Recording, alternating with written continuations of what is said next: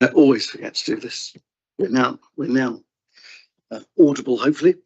My name is Jerry Pett. I'm a Winchester City Councillor, a member of the Licensing Committee, and this morning, if my colleagues are content, I will be chairing this particular subcommittee today. We are being live streamed and recorded to the Council's YouTube channel, hence the need for the microphone. Please, could I ask everybody to ensure that their mobile phones are on silent or switched off entirely? At which point, just to make the point, I do them my own as well.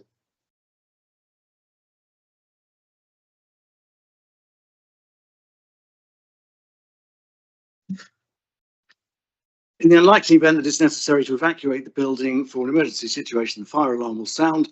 Please follow all the instructions given to you by our team. Now, moving on to the agenda, my colleagues appear to be content for me to chair the meeting, so we'll take that as read.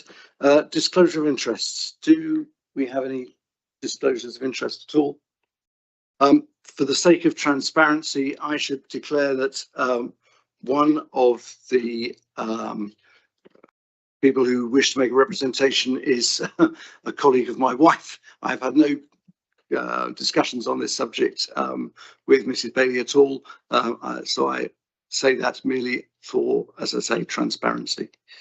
We're here to make a decision on an application for a new premises licence requested by Cork Limited at Great Minster Street in Winchester, and the report is LR613, which everybody should have seen.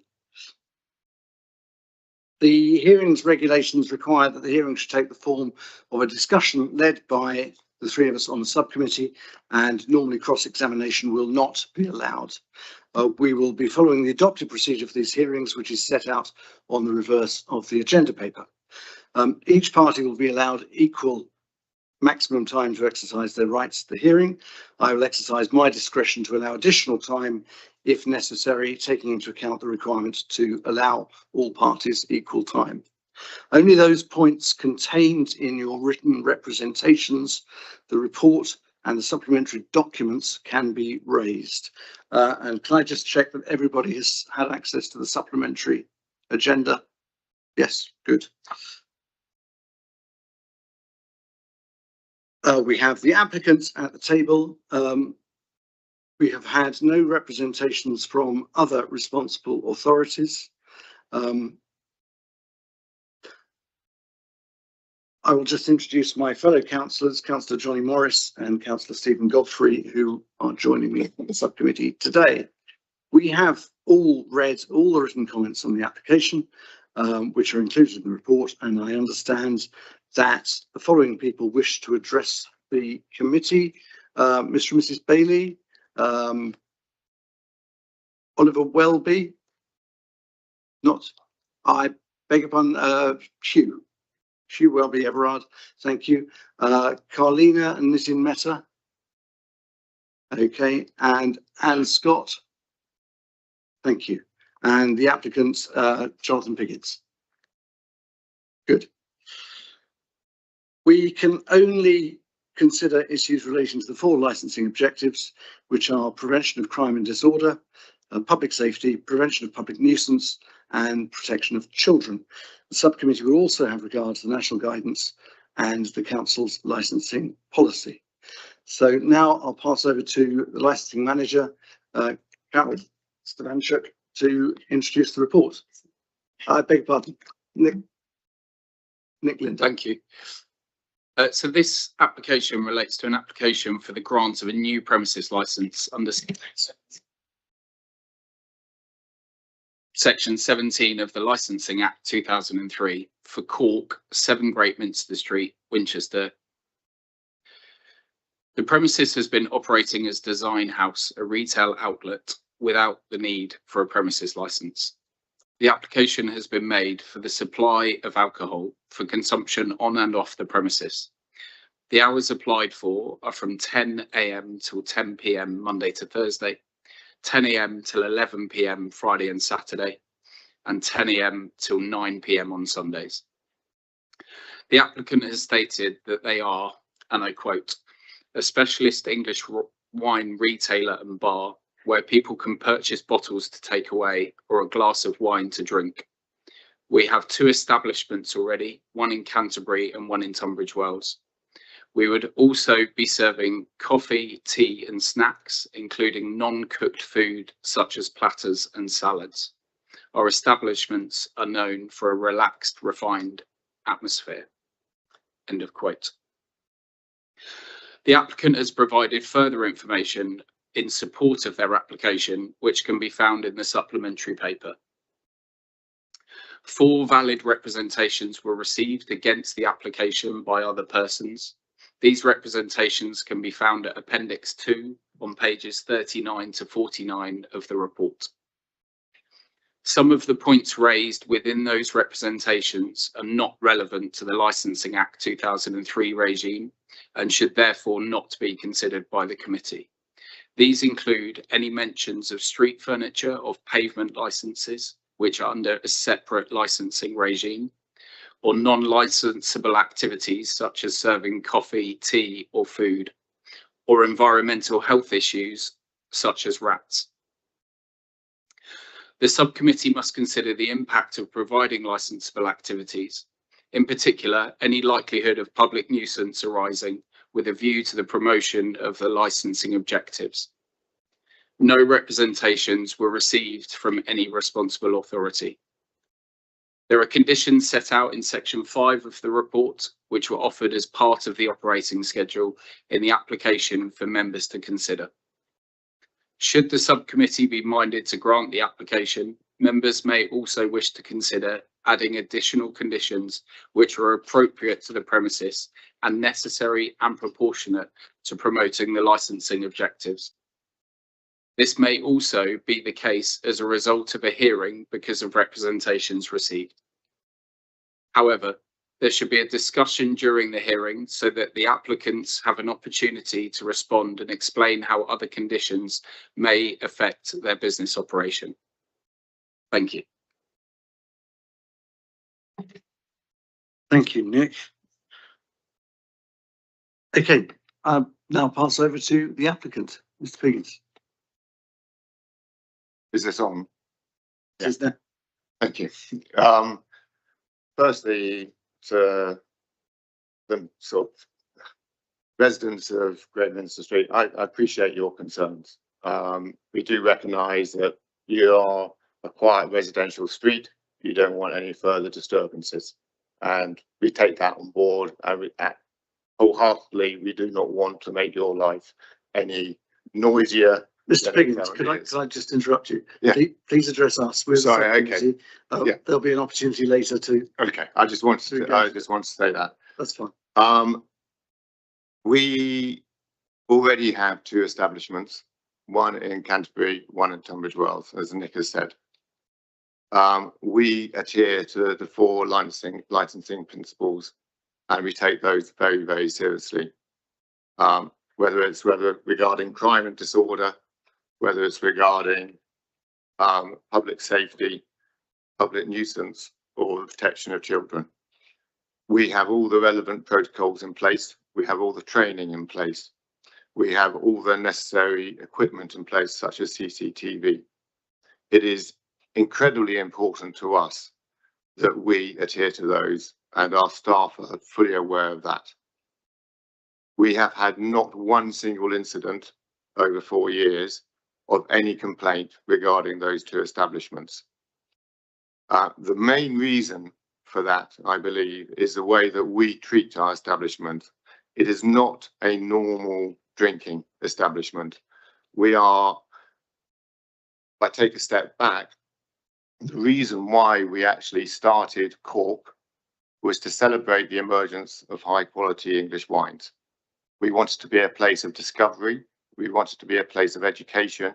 We wanted to be a place of sharing knowledge. We also wanted to be a place where we can support local businesses. On one side, we are a retail outlet, so people can come in and purchase wine. We have a selection of international wines as well, but predominantly it's English wine. So we're helping support the local economy. On the other side is that we're a bar where people can sit down and drink a glass of wine or two. We are very aware that the type of clientele that we have actually come to us because they feel as though it's a safe space to come and have a drink. It is unlike a pub. There's no vertical drinking whatsoever. It is all seated hospitality. We have had the type of clientele that come to us tend to be mature, knowledgeable. It's often female-led as well. It's where they can sit down and have an enjoyable drink with their friends.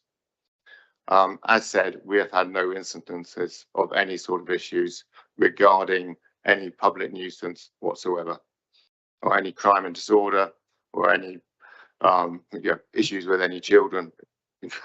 There's nobody who comes in of a young age, although Canterbury in itself is a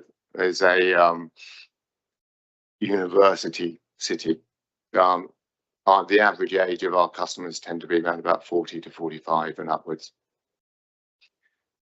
We believe that from a perspective from Winchester, the reason why we have chosen Winchester is a number of reasons. One, actually, I was brought up quite close to here. My parents didn't live too far away. I still have family down who live very close to Winchester and Twyford. Their children go to school here. So I do know the city reasonably well. It is a historic city. It's got, like Canterbury, it's got a cathedral, and it has a lot of tourists that come in. Again, the other type of people who come into our establishments are tourists. They're very interested in what's happening within the world of viticulture within England. And they want to try and discover our different wines. So we add value to their experience. We've had visitors from all over the world, and we believe that that will be the same case here too. So not only are we getting somewhere for the local population, it's also somewhere for where people from not just overseas, but also from other parts of the UK can come and try and discover some of the beautiful wines that we're now producing. We do provide food, but it's non-cook. So again, when it comes to, I know there are concerns about vermin, and they're actually not relevant in this, but we have very little food wastage whatsoever. Again, what we do is we work with local producers. So we will go and talk to local cheesemakers, we'll talk to local bakeries, and we'll serve their wares, because we want to make it into a small circular economy where we're supporting each other. We think that is incredibly important. It also gives us provenance in what we're doing, and it actually supports the backbone of what we believe in. It's difficult to come and sort of like talk to people and to say and to make people understand that we are different unless you've actually been to one of our establishments. But all I can say to the committee is that we are a refined, gentle place to go and have a drink. I don't want drunk people in my, I don't want drunk people in Cork. It's not what we're about. We want it to be a place where it's an enjoyable experience, where you're learning. And if you are purchasing a bottle, that you will go and take it away and drink it at home in a responsible manner. We have read, as I said, every single one of the representations from the members of Great Minster Street. We will do our very, very utmost to ensure that we have no impact. I also believe, from what my understanding is, that there are also tables and chairs which are already outside the design house from the pub. We would take that space and we'd ensure that that then acts as a buffer for any sort of noise and overspill you might get from a vertical drinking establishment such as the pub. It is in our interest to keep everybody happy. We want it to be a place where people come and are proud of, and that we can be proud of being within Winchester. We think that the location is absolutely fantastic for us, being close to the cathedral, but also being in the hub of where near the square is and where other establishments are. So I don't think we're going to be causing any more additional footfall in a great manner. We're not an establishment which has hundreds and hundreds of people going through it. We might have sort of tens at certain times on a Friday and a Saturday evening. And of course, I'm willing to listen and to be flexible where it makes commercial sense for us as well. One of the questions we had was regarding coffees and teas. We do serve coffee and tea in Tunbridge Wells. It is an additional revenue source and it keeps those hours going. We do know that people don't generally go out for lunch and have lots of wine, etc., etc. We want to have another reason for why people come in and sit down. Again, these people behave well. I think, as I say, the 4 principles are always at the very utmost of our mind. We do everything that is required. And it is interesting that we didn't have anybody from any of the other municipal bodies object to our application.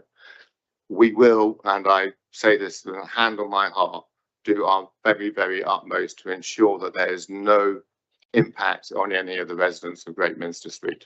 And we have actually, and it was too late, so maybe this might need to be dismissed, but we did have a gentleman who lives in Great Minster Street who actually came out on our behalf. So, you know, I can't really say much more than that. But please, my questions away. Thank you very much. Colleagues, do you have questions for Mr. Piggins?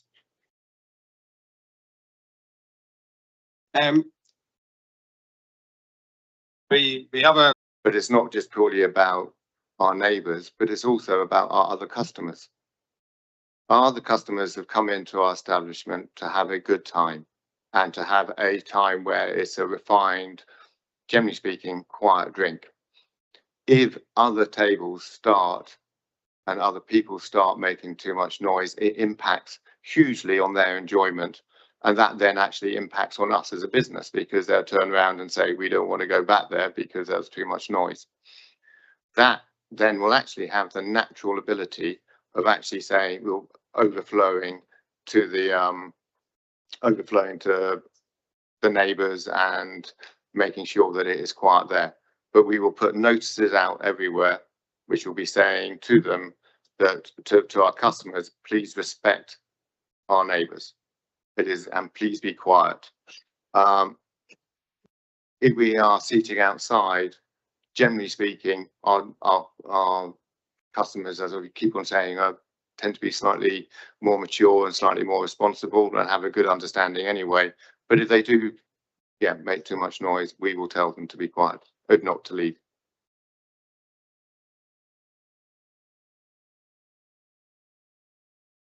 Thank you. As Nick Linder has said earlier, we can't consider the issue of the pavement licence that you applied for. And bearing in mind that that's whether or not you get a pavement licence is outside the remit of this committee. Is your intention for the site congruent? Is it conditional on having that pavement licence? Or do you think the business would be a viable operation? You'd be happy to run it without a pavement licence? I think it would have a significant impact on our business, if I'm brutally fair. We have in both Canterbury and in Tunbridge Wells, we have outside seating area. What I'm very willing to do is look at how long that is there for. So in terms of the hours, so I can be flexible on that side to a certain extent. But of course, if you've got weather like it is today, people like to be sitting outside and they will sit outside and have an enjoyable drink. But again, going back to the previous point, is that we would ensure that they are well behaved and well mannered. Again, it's about as much as the other people's enjoyment as well as our neighbours. But I'm very keen on the fact that this is a place where people can come and have a relaxed drink. So it is about keeping noise levels down to a certain extent. I would also be very happy to have that as a non-smoking area as well. So if the smoke, because I know one of the issues was smoke potentially going into people's windows and into their living rooms, etc. I'm very willing to make that completely non-smoking. More questions? Okay. I noted in your supplementary information that you mentioned that one of your ancillary to primary operation might be the having small-scale live acoustic performances. Yes. But your actual application, you've ticked the box saying you have no intention of doing live music. That So- I can refer back to the licensing officer on that. Absolutely, yeah. So the Live Music Act will allow some performances to take place up till 8 a.m. till 11 p.m. So you wouldn't need the application that for just being alcohol would be fine. It would be essentially those performances would be covered by the Live Music Act.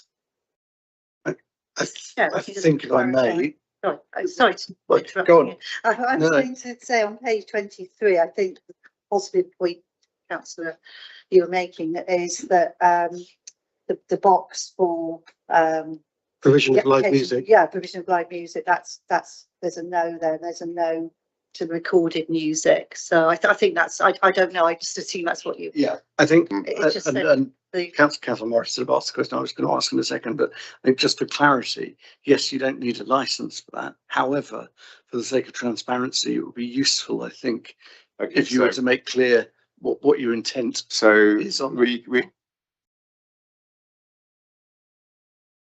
you hear me? Sorry, that's gone off again. We have soft jazz music, generally speaking, in the background. You would not be able to hear that unless you open the door to come into the establishment. In Canterbury, once every month, we have a live jazz session, which is again gentle, which goes from 7 till 9 p.m. So, and then it finishes at 9. They're two 45-minute sets.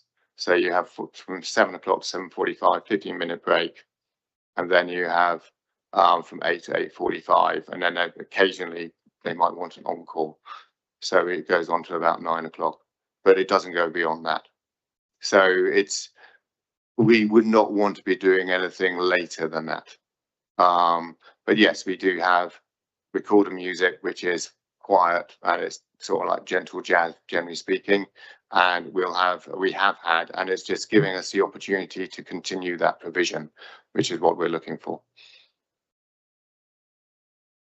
Sorry, can I just say that background music during their daytime without performances is not a licensable activity.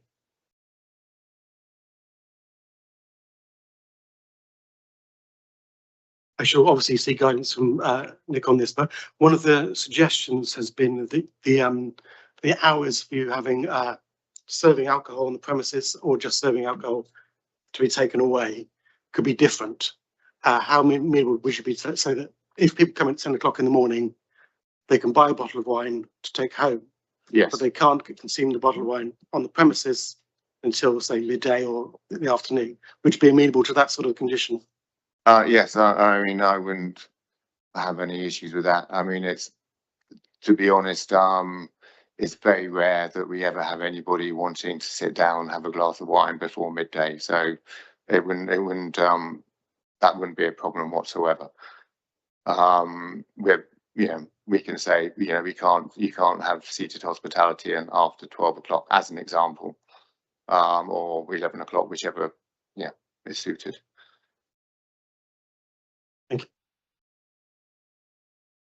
Thank you. Disposal and deliveries. The clinking of the bottles at 7 o'clock in the morning has been the blight of some parts of Winchester over the years. What is the expected frequency and scheduling of deliveries? And disposal, particularly waste collection, you know, how much and how will it, where will it be stored until collection? Okay, so we've been talking to, well, deliveries tend to take place once or twice a week. So we tend to do the ordering on a particular day. They normally arrive the following day or the day after, but we sort of, every single time we place an order, and this is both within Tunbridge Wells and with Canterbury, we say, can you deliver between X and Y time? So we have the conditions. In Canterbury, there has to be certain conditions because you have a bollard system. So they can only deliver either before 10 o'clock or after 4 o'clock because you can't get the delivery vans down there. Within Tunbridge Wells, we ask to be delivered after 12 o'clock on the day. But they tend to happen either we'll do the ordering either on a Monday and a Tuesday, depending, and then we'll be getting the deliveries on 1 or 2 days afterwards. In terms of waste disposal, we've been talking to a number of the different waste disposal companies. We haven't finalised anything as yet, but the plan was that we would have or one of the options that we're looking at is actually having a box which is outside, so you can have a flattable box, if you know what I mean, which we can then bring out on the day that the waste disposal is going to take place. We have it on 1 day a week within Tunbridge Wells. We have it on 1 day a week within Canterbury. So we don't expect it to be more than that if the waste services companies can provide that. And then when we do that, we'd want to put them away securely so that it would have no mess on the street. So they would be able to come to the boxes, lift up the necessary, whichever bags they're collecting, and then put them into the waste disposal. So rather than doing a bag service, rather than doing a bin service, the bin service is a lot noisier because you lift it up and it falls in, and that's where you get a lot of the crashing and the clinking of the glasses. With this, we'll do a bag service so that you'd only take the bags and then they get placed rather than sort of chucked in, and they're already bagged, so there'll be less noise as well.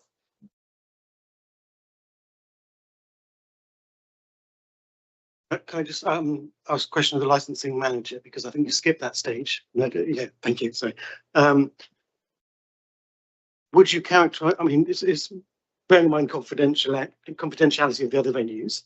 Would you characterize the area of Winchester this is as being an area where there's a lot of enforcement notices being requested and being applied, or is it a generally quiet area, would you say?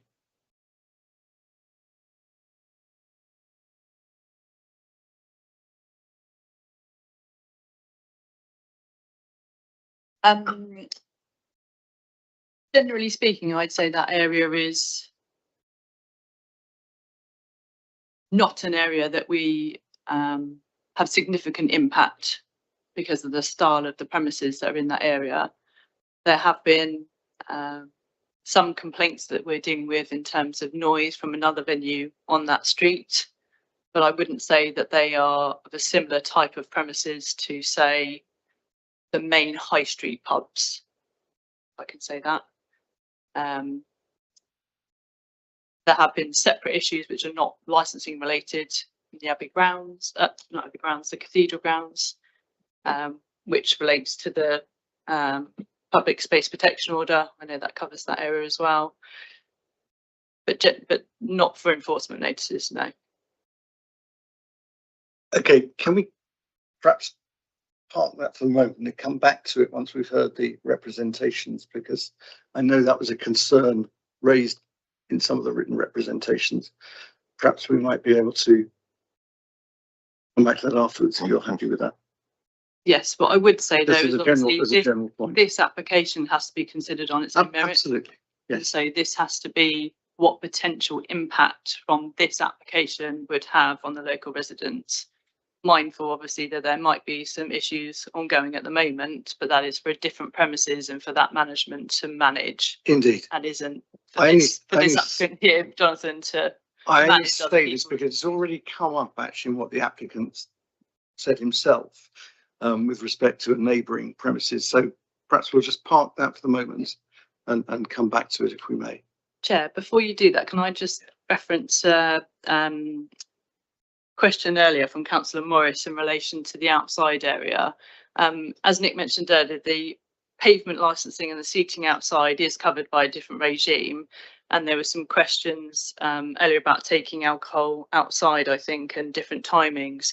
But just to mention, on page 35 is the start of the plans, which does only cover licensed activities inside. There's no provision or request to have licensable activities outside of the premises. So that would mean that if this license was granted and then an application was submitted for a pavement license, that this wouldn't allow table service because there is no boundary outside the premises. So people would have to leave their seats to come into the premises to make a purchase of alcohol. And licensed activities such as, or the deregulation, so live music, for example, would only be limited to the inside of the property. Okay, thank you for that. That's useful. Can I ask a question about that then? What you seem to say, Carol, is that an open bottle or open glass of wine sold in the store for on-premises consumption should not be taken outside the building. Is that correct? No, so the application does seek to have consumption on and off the premises. So if this license was granted and a pavement license to allow seating outside was granted, they could sit out and drink that alcohol, but the actual sale must take place inside of the premises. But the request is for alcohol on and off the premises. And if you have a query about what the off the premises might look like, that might be better place for obviously for the applicant to answer that. It might be that they're only offering sealed bottles so that if they like it, they can take it home, but I'll let Jonathan respond to that question perhaps. Just for information, when a pavement license is granted, it can be conditioned and time limited in much the same way to venue. You can say you have to take the tables in at a certain time and so on. You can do that, correct? Yes. Thank you. Mr. Piggins, I gather you've already applied for a pavement license from one of my colleagues. I suppose the question then is, could you give us some clarity of your intention again, given that the application in front of us limits the supply of alcohol to inside? The pavement license, if we're granted the pavement license, is for people who purchase glasses of wine or a bottle of wine to be able to consume within that seated area. We will not be looking for a huge amount of seated area, but we'll be looking for some amount of seated area. The reason why this is important, not only is with the weather as it currently is, people like to sit outside and have a drink, but it also does enable people to realise there's, certainly at the beginning and when you're starting, this is somewhere where you can come and have a drink. So from a marketing perspective, it is, again, as I have said previously, we would monitor that. People would have to come inside to purchase, as just been said, if they want to buy any further wine. We would not be actively going out and selling the wine there. And again, we would keep a very close eye on the behaviour of the people sitting outside. All I can go on, and this is unfortunately, it's just my word, so it's hopefully it's worth something, but it might not be worth anything in this context. The people we have sitting outside currently do not misbehave. I mean, one of the most, I don't like drunk people. It's like, it's a bizarre thing to be running what was, when we first started, we thought it'd be much more of a retail outlet and people sitting down and having a drink occasionally. It's now about 50-50, but it spoils the atmosphere. I want something which is refined. I want something which people can feel safe going to and can enjoy and discover what's going on all around our fields and our countryside at the moment. I don't want it to be a traditional drinking establishment where people go out and say, well, let's go and have 6 or 7 pints. The only anecdote I can give of this is when I was in Canterbury one time and these 4 young men came in, and not casting aspersions on the 4 young men, but they were a bit, whoa, whoa, and I thought, what's going to happen here? And so I watched, and actually what happened is they just got quieter and quieter and quieter because they matched the atmosphere within the premises rather than amplifying. They actually got quieter and quieter. And I think that's what we do. You know, it is something which, you know, we're quite proud of in reality. But it is my word, and, you know, that's all I can say. Okay. Right, just then for clarity, the application in front of us is for licensable activities within the red line. Yeah. In the application documents that we have. If you're applying for an outdoor seating license, that is not our direct concern today, and that will be addressed by the appropriate branch of the City Council. Okay, thank you very much, everybody. If we have, sorry, you have one more. This is just, it's an issue which has been brought up in some of the objections. One of our objections as License Committee is public safety. Does that mean that we should be considering the free flow of pedestrians in the street outside and avoiding it becoming too congested and becoming, you know, a black spot for accidents? Or are we only considering the idea of public safety on the in the venue itself? Is that the consideration we make? Because the licensable area is inside only, then the free flow of pedestrians wouldn't be considered as part of this application because all the patrons would be inside. So that would be a consideration for the pavement license application because that's where it directly would affect the pavement area. So the objections which are concerned about the number of the footfall in the area increasing effectively, that is outside the purview of this committee. That is not something we can consider. It depends to what extent. So the impact of the premises, it can link to public safety, but I think we'd need that to be elaborated in terms of what exactly the concern would be, because bearing in mind that we are in a tourist area that may peak at different times anyway, and there's no restriction in terms of, there's no way of being able to restrict how many people can move along that free path, for example, but there are provisions within that area for a road closure, for example, which the City Council has put in place separately to try and create a more or less vehicles in that area to try and allow more free flow of people to move around. Does that help? Okay, That is helpful, thank you. right. Sorry, Councillor, but just elaborate on that in terms of matters such as deliveries to the premises. Obviously, they're outside, and that is a matter that we have experience of that, where deliveries have been curtailed to certain hours if they are likely to impact. You know, I know the area, and I guess that because it's a no-through road, that you might have vehicle reversing with those bleepers that they have for reversing. Obviously, if that's going on in the night time, that might be something to think about. But Well, I think perhaps we should allow the objectors to have their say, and then we can take a view on what they're saying. So thank you very much for everything so far. I would just reiterate before we hear from the representations that this is a licensing committee looking at the licensing objectives. This is not a planning committee. We're not looking at change of use of premises or anything like that. And it is not here to pass judgment on an outdoor seating license. So if you could bear those points in mind when making your representations, and I'll ask if Mr. and Mrs. Bailey, come forward first.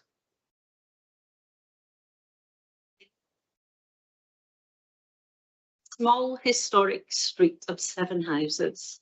Lots of people come take pictures outside our houses. We look after our houses. It is residential. There are now 3 properties of the 7 that are rented. A note that the tour renters numbers 1 and 2 are very recent, and I know one of them's about to leave. So their impact on saying that they're happy for you to be there. They're very happy because they're leaving. They come and they go. There's a lot of changeover.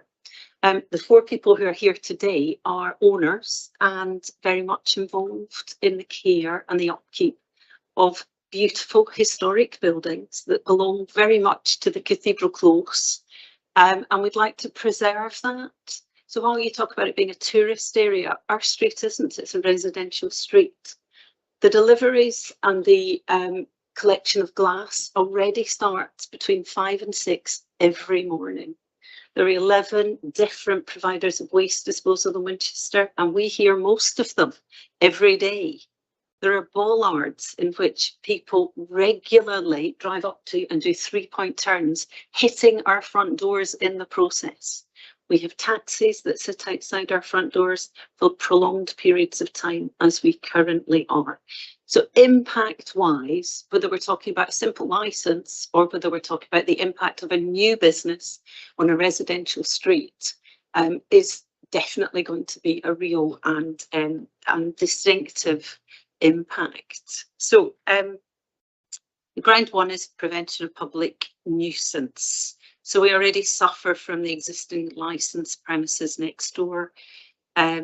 We get noise, outdoor drinking, smoking, congregating, laughing. They stand outside our homes waiting on their taxis. You know, as I said, we get lots of badly parked cars. They block our turning circle most days. So we've often had 4 or 5 cars backed up, nobody can turn. So we already have a significant impact on our little residential historic street.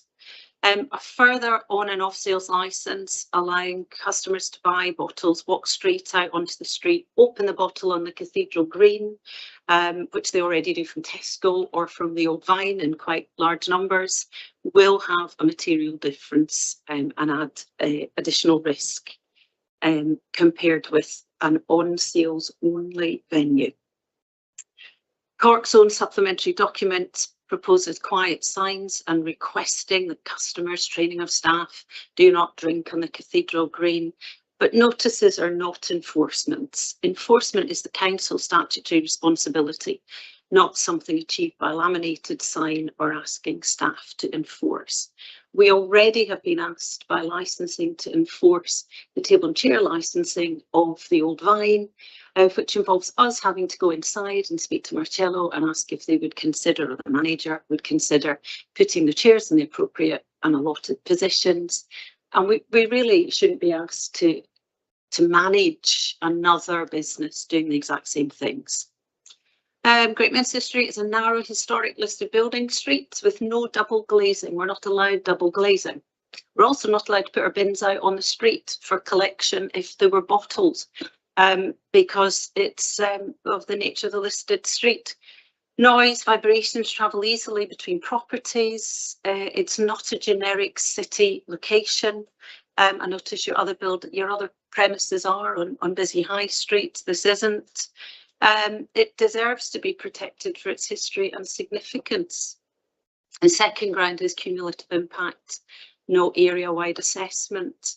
This application is being considered in isolation. There's no evidence of an assessment of the cumulative impact of the licensed premises already concentrated on the short stretch towards the cathedral.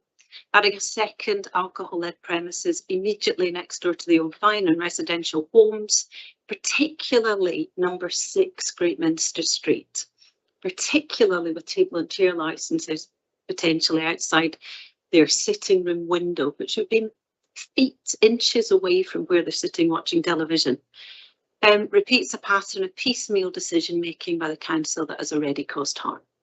As set out in the appendix below, residents have spent more than 3 years raising concerns about crime, licensing, antisocial behaviour, deliveries, waste, bottle collection with the City Council, the County Council, police and the Cathedral. Each has tended to be treated as a separate issue for a separate department, rather than as part of a single worsening picture on one short residential street. Residents have effectively had to organise and coordinate this response themselves because no single part of the council has taken ownership of the cumulative impact on our street.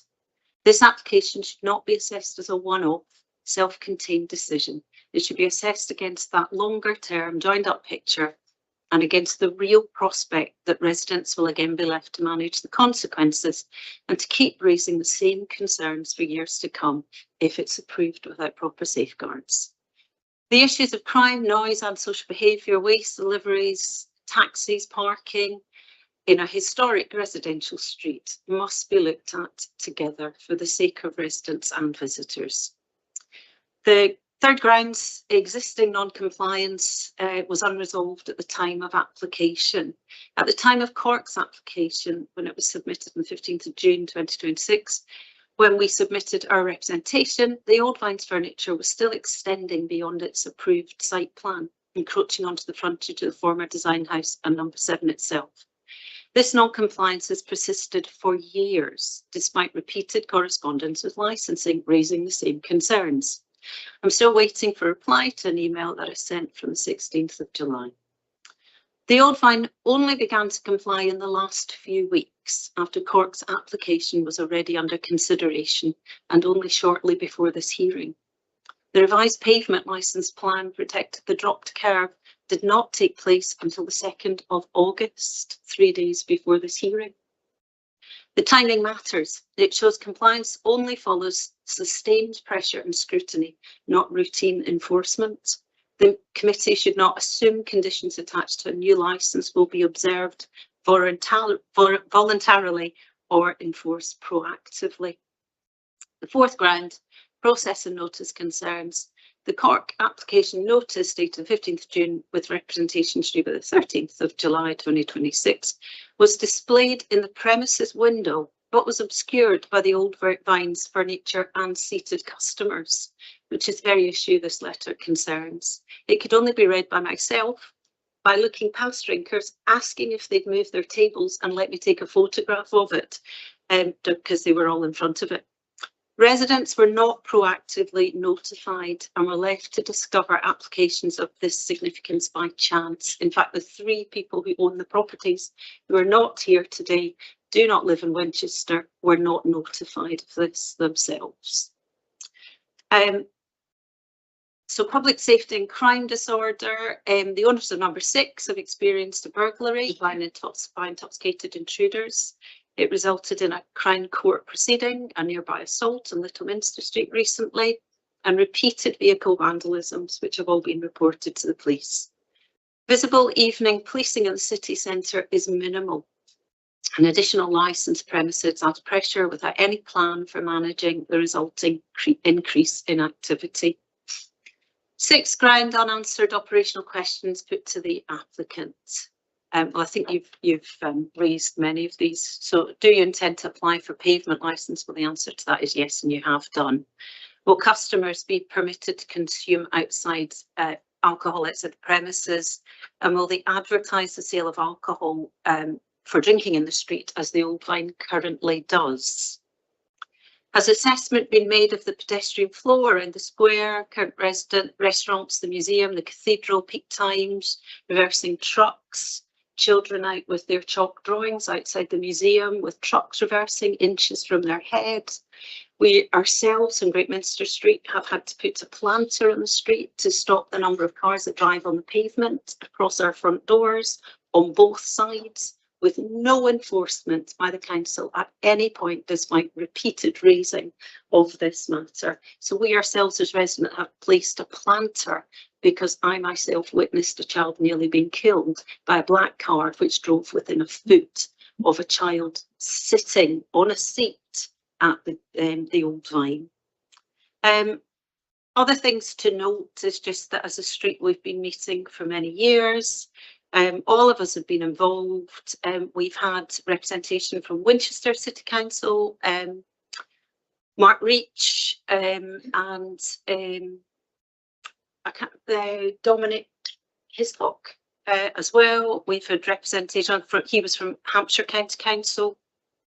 We've had PC Mark Jeffrey, that's now changed to another Andrew Laverick is the new point of contact that we have to make contact with. And of course, Peter McFarlane at the Cathedral, that for the last 4 years, we've been having regular meetings, emails and contact with, all to do with matters to do with alcohol consumption, waste, pavement licenses, parking, taxis and general disruptive behaviour through the night. We've had rough sleepers. We've had lots and lots of antisocial behaviour, the most common of which is doing the toilet outside people's houses, up against our walls, with absolute no enforcement by anyone.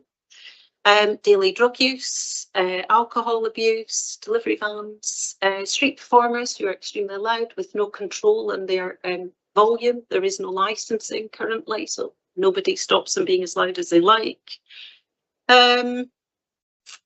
Yeah, the list goes on. I could read them all, but I guess what we're looking for here is, yes, I understand it's a one-off granting of a single application for a licence, but we would like you to think about the street and the wider implications and the impact on our residents as we live on that street. Okay, Thank you. thank you very much indeed. Alex. You have lived there for a while.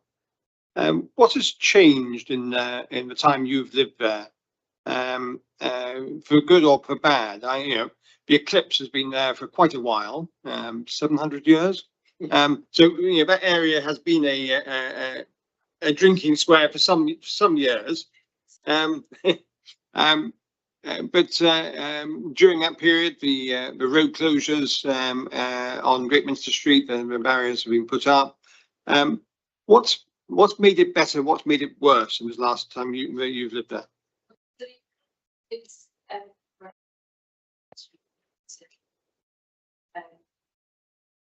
Andy would find as well, they both up well in the impact of change. The bollards have made a significant difference in terms of either cars and treatment terms and that. It's also deliveries as well, because they tend to reverse down the street or up the square and sit with their engines running, making their deliveries. The change over time since COVID has been part of a persistent pattern, to be honest, in which the residents have to highlight everything and chase everything and try and pursue everything. There is no proactive move on behalf of the council or even the police to help us. So I think that's just a pattern that's developed and is persisting.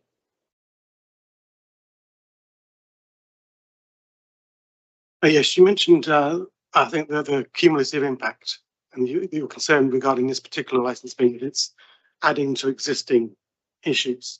One of the cases made by the applicant was actually their clientele is quieter and more reserved. It tends to be female and older. What is your opinion of the idea that actually having this establishment licensed would create a buffer between places on the square and your house? We've currently got a lovely buffer in the sense that we have, in theory, an interior design business that closes, has no chairs and tables outside it, and therefore in the last few weeks it's been noticeable that the Old Vine tables and chairs no longer spill towards number 6 and are being curtailed at the edge of their own building. So we already have a lovely buffer, so to speak, and I don't think another licensed premises with people congregating outside it, potentially sitting, drinking, laughing, talking. It's not that they are being rowdy, it's just simply you take average nice people having a laugh with friends, having a nice drink, sitting in the sun. That in itself is noisy. Thank you. Okay, thank you, Mrs. Bailey. Very much indeed. If you could just tell that, that's it. Chairman, Please. can I respond to a couple of references that Mrs. Bailey referred to, just for the benefit of the committee and everybody else that's here? And moving to cumulative impact, that's something that would have to be, that would go through an impact assessment. and Winchester City Council doesn't currently have a cumulative impact area, and that's where additional measures are put in place to effectively have the applicant prove that the need is there for them to bring in a new application. But because we don't have a cumulative impact policy, unfortunately, that's not something that can be taken into consideration. But I understand why you're referring to that. But just for everyone's benefit, we do not have a policy in place at the moment.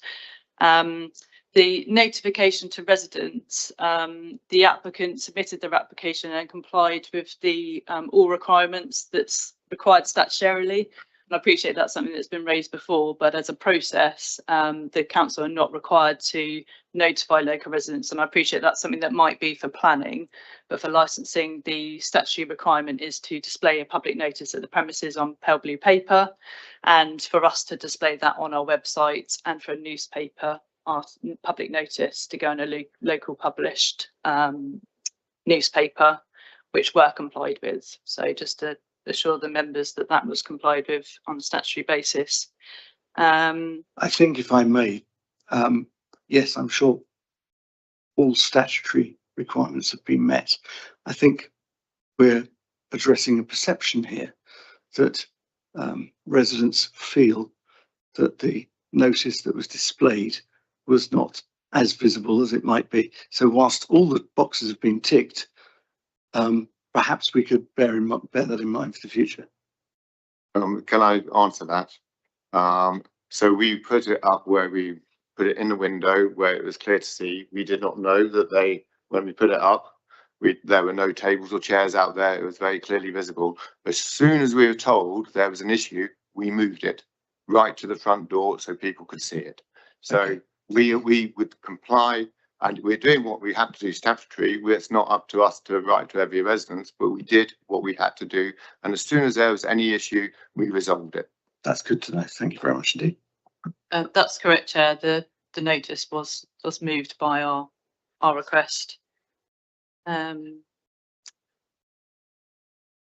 Obviously, the old vine is something separate that's not for consideration today, but that is something that I have said that I would speak to the residents. I think probably should we wait until we've heard all the representations, because some of these things are going to come together. The police nighttime economy patrols, that do occur on Friday and Saturday evenings and may not at the moment include Great Minster Street. Obviously, that's based on risk for the police, but that's something that if you have contact with the local police, or it's something that we can raise, that if there are concerns, that could be something that they add to that street. So I think the square is included, so it might just be that they come around the corner a bit more, but that's something that can be addressed outside of the committee.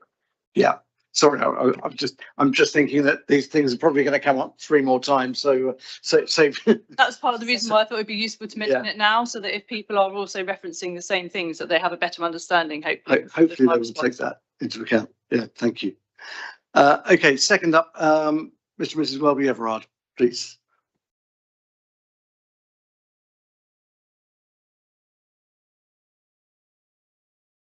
Thank you, Mr. Chairman.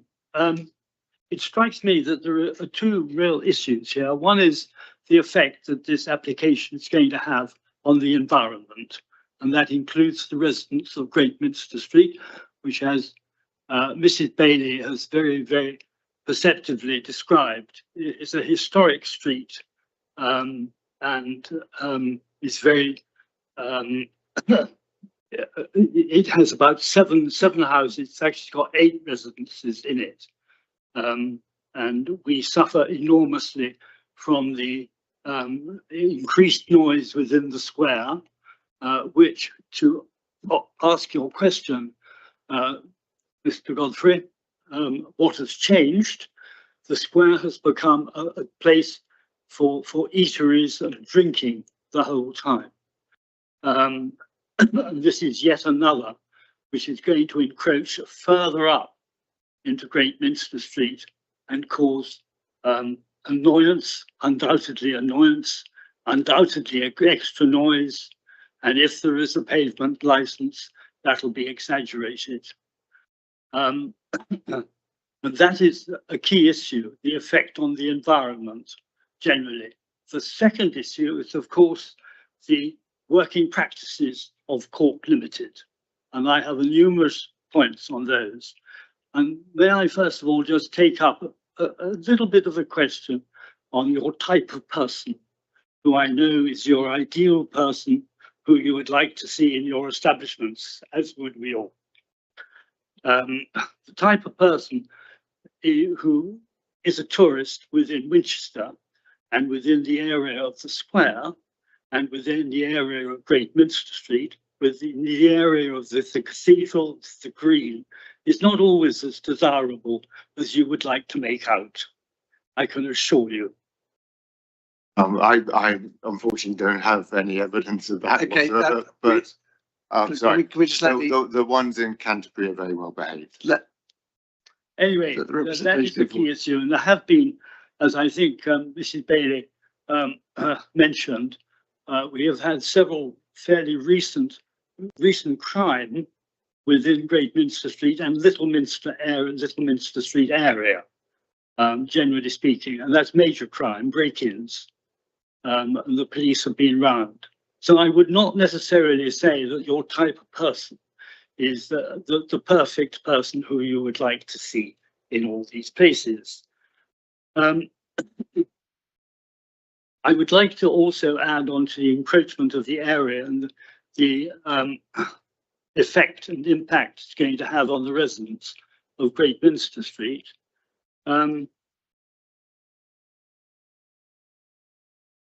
I would like to go on to the fact that bollards are there.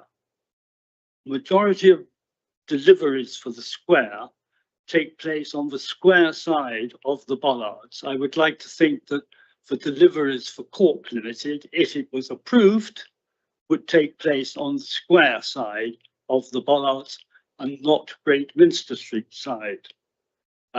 We suffer enormously from taxis turning round when there is a turning place just a little bit further up, but they do tight 3-point turns near our windows, near our front doors. And if there are any more people delivering and parking in parking allowed times outside number 7, then that is again a problem which we have to suffer. In the past, we have dealt with the police, the cathedral, and there's Councillor Todd for several. He created the effect and the fact that he wanted the square to be pedestrian only on the whole, with an increased number of eating places. And we have ourselves, the residents, have taken up the problem of the disquiet, the bad behaviour on the green, which has taken place most summers. And I see no reason why it shouldn't continue to take place in the area where we live, and could possibly be increased if your proposal is accepted. Now, if I can just take one or two specifics. Shall I take refuse and waste first? You don't have, or there is not in 7 Great Minster Street, access to Little Minster Street.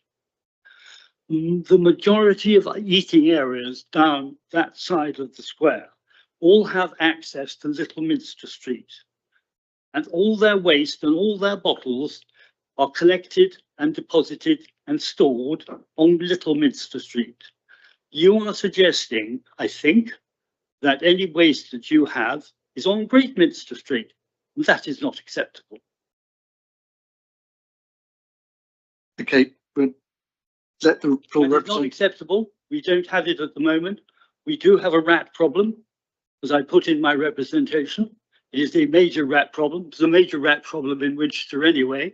Everybody knows this. We have had a specific rat problem in the Great Minster Street area. And all this talk about non-food when you haven't got a food license and haven't applied for one seems irrelevant, but very, very, very relevant indeed. How can we talk about food if we're not allowed to talk about a food license? You're going to have food waste. You could call it non-food waste, but it's still edible, and rats don't know the difference. So what are you doing about rats? And how are you going to treat that? How are you going to store your waste without putting it on the street? I ask you those questions. So that takes care of those. Background music. we're very cynical about background music. We suffer from music in the square, which again is supposed to be properly licensed, and it doesn't seem to be properly supervised or empowered at all by the council, or not unless we complain. And any background music you have, I can see, can get out of control, particularly if you have a pavement license with your doors open, which it would be.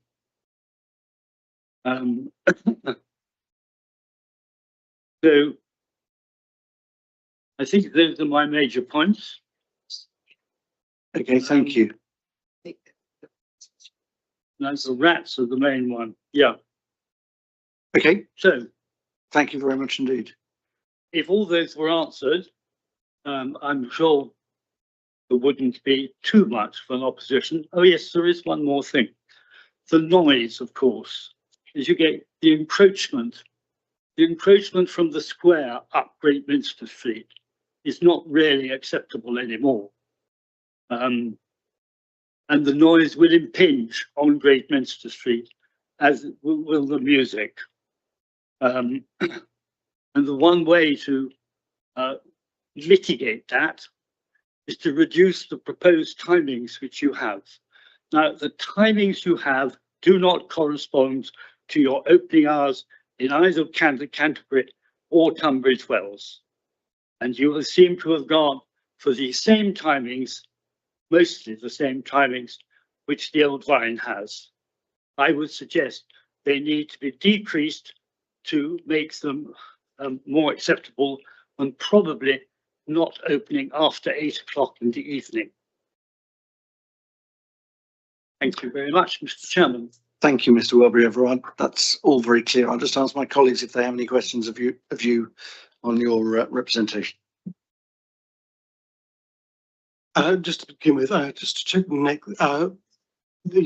my understanding is you don't require a license to serve food, you just have to register as a food outlet, is that correct? Yes, that is correct. And that would not be through licensing, it'd be through environmental protection. Yes, I note on your application you suggest changing the opening times to 12 o'clock every day except Fridays and Saturdays, which would be 11. When you suggest that, would that be for opening times for people drinking within the establishment or for taking away? Because I can imagine that people going there to purchase a bottle of wine to be enjoyed far away from the street would not affect your tranquility. Is that correct?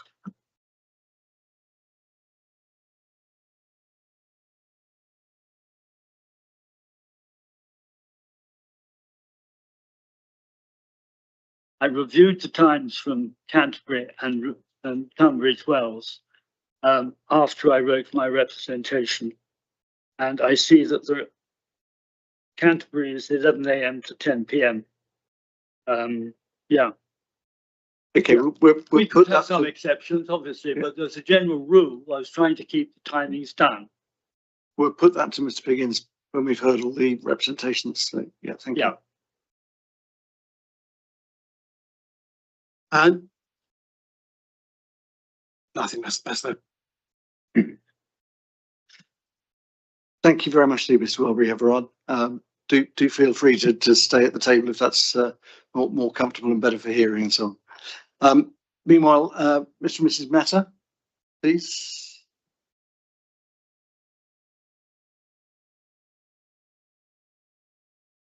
Firstly, I'd just like to say that my husband and I, we've lived at Great Minster since 2010, and I'm sure the other residents here. I'm sorry, and I'm sure the other residents here have probably lived even longer. We are actually the immediate adjoining neighbours to Design House number 7. So we are actually the ones who are going to be experiencing the most impact, and we currently do already with everything that's previously been mentioned. So these objections are based on years of lived experience. It's not, they're not just a random little factual pieces of information. First, I'd like to say that Great Minster is not an entertainment street, although that is the Old Vine, and it's partially commercial. It is mainly a residential street. It is obviously historical. Our house is over 600 years old. And, you know, bringing an alcohol-led venue directly next to us, we would have never even considered moving to that property, considering we'd live next to a bar. The existing issues haven't been resolved completely, entirely, as mentioned before, and this is only going to compound what's already existing, essentially. So obviously the issues with the square, things have changed. We've witnessed everything change since 2010, since the bollards were up. The square is noisy, the live music. It's just an increased congestion of people.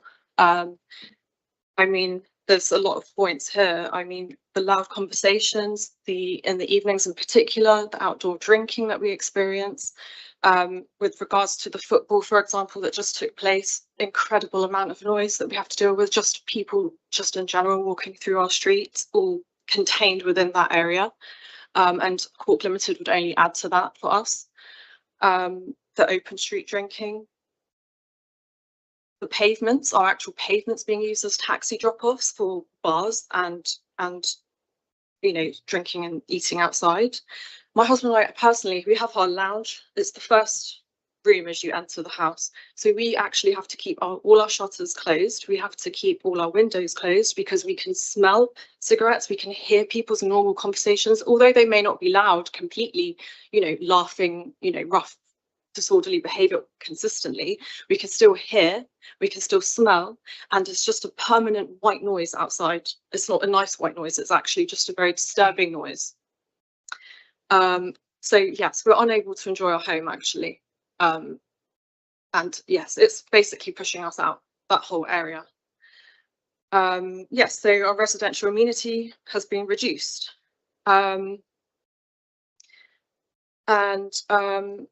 Basically, in addition to that, all this is going to do is increase the customers outside. It's going to increase outdoor drinking. It's going to increase smoking. It's going to increase further noise for us. And it's encroaching as well, like as previously mentioned. It's all encroaching directly onto our front door, essentially. Because Winchester already has an abundance of pubs and bars, we don't understand why they would need to be next to a residential house. There's plenty of other opportunity on the high street. I believe the other premises are actually on commercial streets. So why put a bar when we already have issues next to a residential home, our personal residence? And additionally, this is not going to reduce any buffer. We've already had to deal with issues with the design house. Luckily, you know, we've had to deal with their pavement. I know it's separate, but I'm just saying they've only just removed their pavement license, so the buffer is back now for us because Design House is just a furniture store essentially.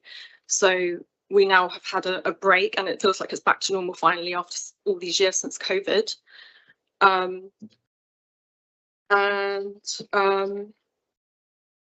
Yeah, there'll basically be no separation between a residential and a commercial property anymore. Alcohol established, apologies. With regards to them requesting to do acoustic live performances, our lounge is the front, the wall is next to Design House. We are not able to have double glazing. We are not able to ask for permission for a brand new front door. Our walls and windows are extremely thin. We have to hear everything all the time. And them requesting live music is totally unacceptable for us. How are we supposed to just enjoy our house? We can't enjoy our house. So we'd have to listen to that on top of everything else outside. It's just not acceptable. It's unsolicited music, essentially, for us. The quiet signs as well, they're not enforceable, as Mrs. Bailey mentioned. They are just there. Nobody seems to have followed protocol with our experience in the past. So what difference will that make anyway for people who are intoxicated or even just had one or two drinks? What difference will a little sign make when they leave, when they stand outside our house, when they want to walk, when they want to wait for their taxi, when they're getting picked up? And I'd just like to say it is not a tourist only destination. It is a residential street. It is a home. These are houses where we've all lived. Another issue is privacy. When we leave our front doors, we have to constantly see people who can see us leaving our front doors. So that obviously makes me a bit concerned, because we were burgled and they were drunk, essentially intoxicated people who'd accessed, who were locals, went to the Crown Court. Although we can't say that it's, you know, directly caused by people from the square, etc., it's definitely made us extremely concerned about the public safety and safety as residents on the street. More recently, I actually had police officers knocking on my front door because there was an attack on Little Minster Street because people were behaving a certain way due to, you know, on a weekend situation. It just shows, you know, that there's a lot of disorderly behaviour, and adding another alcohol-led establishment would only add to that. Secondly, our car was also keyed twice on Great Minster Street, which has been reported to the police. That just demonstrates, you know, more criminal behaviour, increased criminal behaviour. I've never had to experience any of these types of things within the last year, or no, within the last 2 years. This has happened, burglary, and our car's been keyed. So yeah. It's not looking nice. In terms of impact on our family life, we are not comfortable having our younger relatives come stay because there's so much noise leakage through the windows. We can't even have the window open, so we don't feel like they can even go to the park on their own without adult supervision. Don't feel comfortable using our front entrance. We've lost all our privacy, as mentioned before, and we just don't feel secure in our own home. Then obviously there's the issues with the drinking on the Cathedral Green, which I witnessed. I see a lot of homeless people and just people who have been drinking the night before, sleeping on the Cathedral Green. There's families around in the mornings, and, you know, I call the police, they can't do anything about it. It's the council's responsibility apparently to do something about it, which I don't really see. And, you know, granting another license like this is just, you know, cumulative impact again, which I know can't be considered, but it's there, it's factual. So yes, so my main points are prevention of public nuisance, the outdoor drinking, the noise, the smoking, the loitering, the congregation of customers, disturbance to neighbouring residents, prevention of crime and disorder, and those are my main points really. As you can see, we have been very personally affected as the house directly next door to, you know, these commercial properties, etc. And it's just, for us, it's just in bad taste to have a wine bar next door to us. Why would we want that? Why would we want to walk out to people drinking and smoking and just being around that? That's not what we signed up for on the street. Okay, Ms. Bennett. Okay, thank you. No, thank you very much. You've been Thank very clear. Just stay there for a moment. My colleagues may wish to ask you some Yeah, that's fine. supplementaries. First, just to check with officers in terms of our licensing objectives. Carnina, Yes. you mentioned invasion of privacy. Is invasion of Yes. privacy covered by our licensing objectives, or would that be something considered by the planning committee when they consider the change of use of the venue?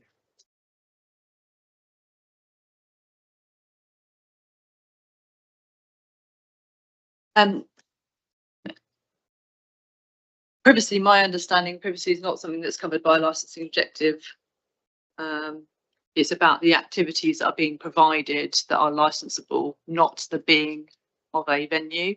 So, for example, if Cork were to open a premises that didn't serve alcohol and didn't have tables and chairs outside, we wouldn't need to be in a hearing. So they could open a cafe, they could open a non-alcoholic bar. That would not come before us. So what we can only consider are the impact of the activities that are taking place at that venue, not the occurrence is probably not the word, of a new business that's being run in a commercial way. It's the activities that are being provided that are relevant to licensing objectives, So the impact of. Can I ask for a definitive answer on this one? Premises is currently a retail shop.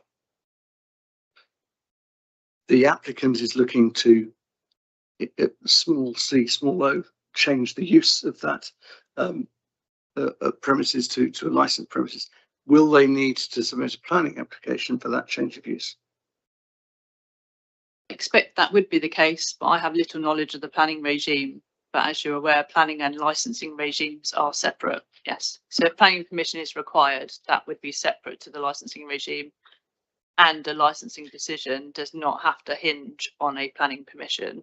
Indeed, I'm just trying to, for the benefit of the residents here, trying to establish whether, you know, there's a clear point that they're making, or that all of them are making, about the cumulative impact of premises in the square and Great Minster Street. If the applicant were to have to go through the planning system, then clearly that is, you know, a planning hearing will be the place to bring out that cumulative effect. Because as you rightly say, Carol, that's not within our purview, is it? You know, the limit of our purview on this application is the licensable activity within the red line on that application and no more. So can we be a little more clear on whether a planning application will be required, or could we get that answer before the end of today's hearing? I don't think we would get an answer. You might want to ask the applicant about the planning status, Chair. But as Carol said, planning deals with land uses, and that will include residential amenity. You know, planning is a complex and different sphere than licensing. They do overlap in the sense that planning can determine hours of use. And as we know, if they conflict with licensing, you take the lesser of the two hours. But for us to be able to answer that, it's not determinative of this matter when we're not dependent on whether there is or isn't. If it did say it did need separate separate planning consent for use as a cafe or bar, then that might mean that if the business carried on under a license, under the Licensing Act, then it might then be in breach of planning control, but that's not a matter for this committee. No, indeed. Okay, then, thank you for that. Mr. Piggins, then, may I ask you what your understanding currently is of whether you will need My to understanding is currently that we wouldn't need to go through planning, but that's my understanding. We can clarify that. Okay, thank you. Steve? I think the point was made, particularly around the immediate impact on property, do bring into question whether the licensable activities are suitable for that location, particularly in terms of the nuisance they might cause. Because these are the points you made were about the audible presence of their neighbours, changing the licensable activity to drinking with music, which will be audible in the neighbouring property. That would seem to be a negative, significant negative in terms of nuisance to a neighbour. Would that make it an unsuitable location for this licensable activity? The responsible authorities would have all received a copy of the application, and that's where environmental health, that's their expertise in terms of public nuisance, and for them to consider the application. They haven't made a representation to the application, and so they're not here for us to ask them questions in their professional opinion. However, it's true that by having a premises licence, which has allowances under the Deregulation Act for live music and recorded music, for example, that's not licensable, there is potential for that impact, and that's obviously for members then to consider. But things like the opening times, because the opening times are something that effectively the deregulation applies when the premises is providing the license for activities. So when the premises are open for the supply of alcohol and are supplying alcohol, they are the timings that they can be deregulated for live and recorded music and activities under the Live Music Act. So although you've got the 0800 to 2300, if the premises shuts at 2200, they couldn't then provide those activities beyond 2200. Does that make sense? The logic is fine, but it doesn't explain whether or not the neighbouring property is going to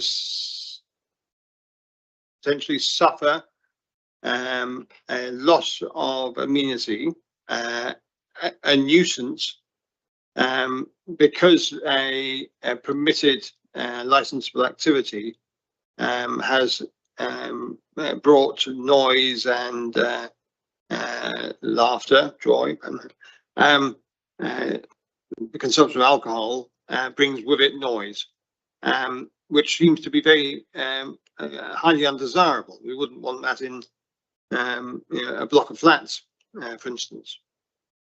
So Environmental Health have their own statutory nuisance legislation, and that's where they would determine if a nuisance was alleged or was taking place. That's where they would determine whether or not, in their professional view, it was an impact that could be expected from the area, or it's an unnecessary or unacceptable level of nuisance. And that's where the review process would may apply. So there are other licensed premises that environmental protection are involved in, But that they would then we have, under this licensing regime, are not dealing with statutory nuisance. We're dealing with public nuisance. That's right. Which is a much lower threshold. Yes. And therefore we have to determine whether allowing this license to be issued and to allow this extra noise to be created is going to create public nuisance, not statutory nuisance. Yes. Because that's easy to measure. Yeah. And I fear that maybe it would also be measurable within number 6. Okay. But why would we not refuse this application? Because it's going to cause nuisance in number 6. Can I say that we just pause that, and I've noted it as a concern that we will need to address. Let's hear the 4th representation. Can I ask you a question? Sorry. Okay, but that's just the resident. Let's just pause that particular discussion, if I may. We'll come back to that when we've heard all the representations. We've heard what Mr. Piggins says in response to them. Meanwhile, Different subject. Well, it's just, I just want to give the resident, I asked an earlier resident whether your suggestion that your premises would act as a buffer, because you have a sort of a higher class of customer. What is your response to the idea that this venue would be a buffer to the more noisier premises in the square? I believe it wouldn't be a buffer whatsoever, because you're still having clientele who are drinking, who are exiting, who are leaving consistently throughout the day, whereas Design House at the moment is very quiet. They just, they do a lot of online things. They have the random customer come in, maybe occasional one throughout the day. However, if you've got people who are coming to drink and eat and it's open from those hours, we are going to constantly hear people outside waiting to go in, leaving, hanging around, getting collected, and especially, I know it's separate, but especially if there is a pavement license, we are going to suffer immensely from that, because they are literally right next door to our front door and our windows, which we already have shut at the moment because of what's ongoing at the moment. So there will be no buffer for us. And right now there is a buffer, it's fine. And following from what you just said, you mentioned is the soundproofing between you and next door so poor that you can make our conversations in its current use as a retail outlet? At the moment, we can't hear much because they are very quiet. We can hear their door constantly swinging because they have a bell. But no, not at the moment, but if there is music and any sort of loud hustling, bustling, chatting, background music, we would be able to hear that. And one final question is, in other cases, we had a much easier situation where it's been somewhere which has been definitely tranquil and quiet, and the venue's been playing something which would be disturbing that tranquility. The way you've characterised your street as being one which is quite noisy and busy already, and we're talking about cumulative impact. Yes. Is that correct? Would you say that your street is already used by lots of pedestrians, lots of tourists, and Yes. is already generally noisy during the day? Yes, that's exactly the situation, and that's why to have another alcohol-led establishment here would actually just make the situation a lot worse for the rest of us. It's already in a state at the moment, to be honest. For us anyway, as 6 Great Minster, we can literally hear people's personal conversations sat outside the Old Vine. So you can only imagine what we'd hear next door, directly next door to our front doors and our windows, especially with the traffic that goes through as well. Thank you. Okay, thank you. Okay, thank you very much indeed, Mrs. Better. And finally, Anne Scott, please.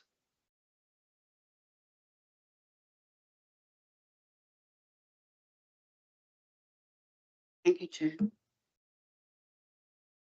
I'm not going to go over what I put in my representation because I assume that you have all read it. But I do want to just say a few words about buffer. We are fortunate in that we live at the end of the road, and I'm very distressed by what all our neighbours suffer, but they are actually acting as a buffer for us. So even one house width makes a difference. Even one premises makes a difference. So just because the rest of the square is noisy, that to lose the buffer of the design house is serious indeed for the people living adjacent to it. So all I'm going to do now, in addition to what I said in my representation, is really address what the claimant laid out in the document we got a few days ago, and indeed has addressed today. He places considerable reliance on the successful operation of his existing premises in Canterbury and Tunbridge Wells, stating there have been no complaints from neighbouring residents. While that operating history is noted, it is of limited relevance to the present application because the locations are materially different. Court Canterbury is situated within a partially pedestrianised retail area, and Court Tunbridge Wells fronts a very busy high street. Neither location appears comparable to Great Minster Street, which, as many of us said, is a unique historic street comprising of 7 houses and immediately adjacent to the cathedral. The licensing issues arising in Great Minster Street are therefore fundamentally different. The close proximity of residential properties, the exceptional pedestrian flows associated with cathedral services, etc., the narrow footways and the existing accessibility problems create a far more sensitive environment than those in which the applicant currently operates. For these reasons, the applicant's experience elsewhere cannot of itself provide assurance that the proposed operation would have no impact on the local residents or the public or on public safety in Great Minster Street. The supplementary statement contains extensive information about the applicant's existing businesses, but comparatively little analysis of the particular characteristics of Great Minster Street. The licensing subcommittee, is therefore respectfully invited to determine this application on the basis of the specific circumstances of this location, rather than by analogy with premises operating in a very different commercial environment. I would be interested to know why the applicant has chosen Great Minster Street and not a similar location to his 2 existing premises. And in the light of what we've discussed this morning, I also find the sequence of applications very confusing. The applicant has made this application, he hasn't yet made a pavement application, and yet he has also said that his business would not be viable without that pavement application. Now we know that there is some question mark over planning. So it looks as if we have we've assembled our arguments when in fact he's not really in a position to proceed at all until other authorities have their say. That's all I wish to make. The only points I wish to make, in addition to endorsing what my neighbours have said. Thank you very much indeed. Again, colleagues, you have any questions of? Let's give you the same opportunity to answer the question I asked the previous respondent. In your submission, you mentioned that the area is used throughout the year by residents, visitors, tourists, worshippers, school groups, wedding parties, and so on, and it's a heavily used pedestrian route. So,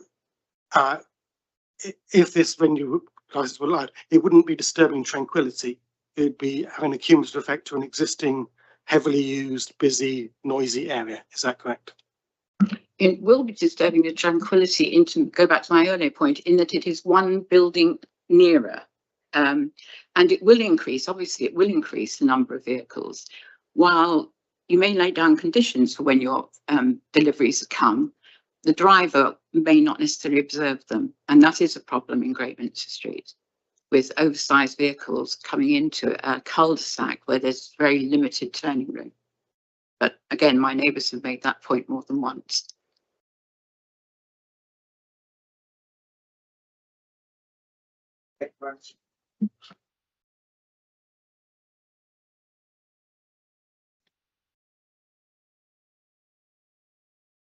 Okay, and now ask the applicant to respond to those points, please. Okay, do I just to you or directly to everybody? Okay. Okay, so on various different points, why did we choose Great Minster Street?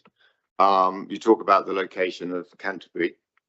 Canterbury is near the cathedral, and we work closely together with the cathedral, and that's worked very well indeed. So we wanted to be in a location which was near to the cathedral. If you look at the Tunbridge Wells High Street, there is actually residential within the high street, and that high street is different from the majority of high streets. It's quite a unique small high street with lots of independent stores in it. So we wanted to have something which had a similar sort of characteristics of those two. That's why it's important. We also actually like to be somewhere which is slightly sort of like more refined and slightly quieter, because that's who we are. And I know I can say this for many times, and there'll never be anywhere of knowing until, if it ever happens, you know, it comes. In terms of the pavement license, that was told on the procedure, they were told that would be the next following stage. With the planning, there was no representation from planning, so the assumption was that the planning was therefore granted. There was no issues with that. I don't know if that is right, but that is what I've been told. So hence on that side. When it comes to waste disposal, we will work with Biffa, but we'll make sure that we have as little or no impact on Great Minster Street whatsoever. We're very happy to do that. We are also very happy to look at some of the hours earlier in the week. If it's a case of we don't want us to be staying open so late on the early part of the week, we're happy to be adaptable on that. I recognise on your point about smoking and noise, and I know it's not enforceable. We will do our utmost to try and make it as pleasant a place area. We will say that it's a no smoking area outside. So we don't want to impact you as well. We want to have as little impact on you as possible. What we want to do is create something really rather wonderful, which we managed to do both in Tunbridge Wells and Canterbury, where we're celebrating what is going on around us with the local vineyards and with the local produce, and to give people an interest and pique their interest in what's going on. And I know it's very difficult for me to say, and it's very difficult for you to believe, but we're not like a regular drinking establishment. No, we really are not. It's not a loud pub. It's not got people doing vertical drinking, is what we call it, where they're standing up. We don't have bar areas. We don't have bar stools. We have small tables where people can sit and have a glass of wine. I hope that there would be, I mean, we've been told by the the current residents of the design house, that they've put in sort of noise sort of prevention within there. And as you're saying, you don't hear them in there. So we don't know if it's going to make it noisier or not for you. We hope it's not going to be making it noisier for you.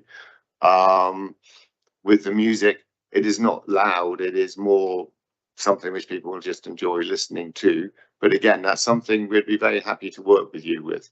We don't want to make your, believe me, I like peace and quiet as well and tranquility. We don't want to make your life like that. But what we do have, and what we have had within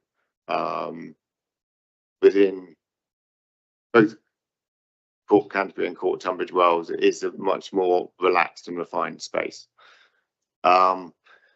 When it comes to additional people coming in and quiet, I mean, if it's got the bell, we'll remove the bell from the door. That's not a problem at all. We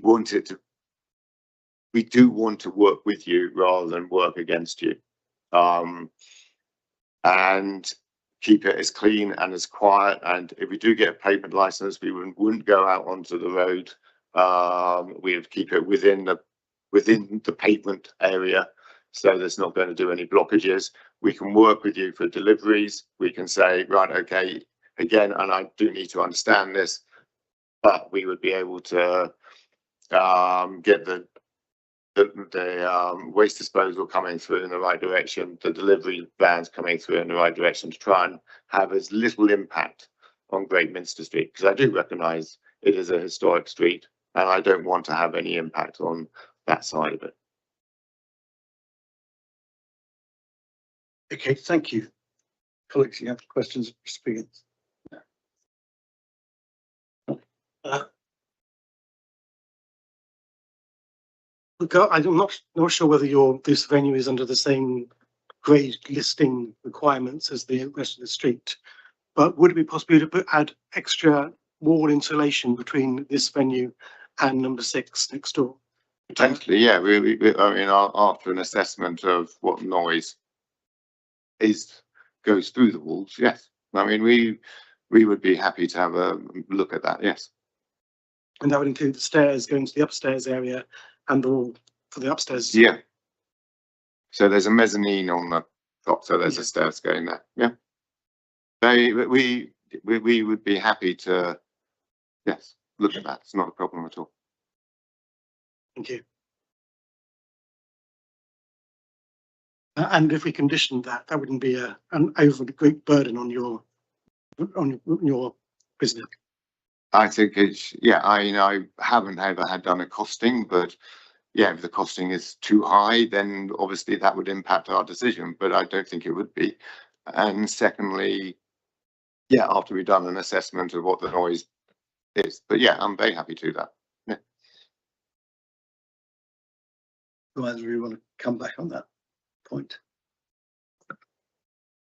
It's quite difficult to condition that if you don't know if there is a problem. Yes, it is. That's, It is I don't know. prevention of public nuisance, but what the committee shouldn't be doing is expecting the applicant to put in a severe cost implication if there aren't issues already. And that's why it could be very difficult to have an appropriate balanced condition in these early stages. But that's something that you can explore. It leads me kind of into a couple of other pointers, but I don't want to come in too early if other members have got questions. Crack on, Mike. But I would expect that if we're going to allow the licensing activity in number 7, then number 6 should not be unreasonably impacted by it, by the noise. And unreasonably would be anything above normal speech. So 45 decibels, which is a normal speech, should not be anything. It should not, any noise should not exceed that for more than a few seconds any day, or any hour. Those, although they are normally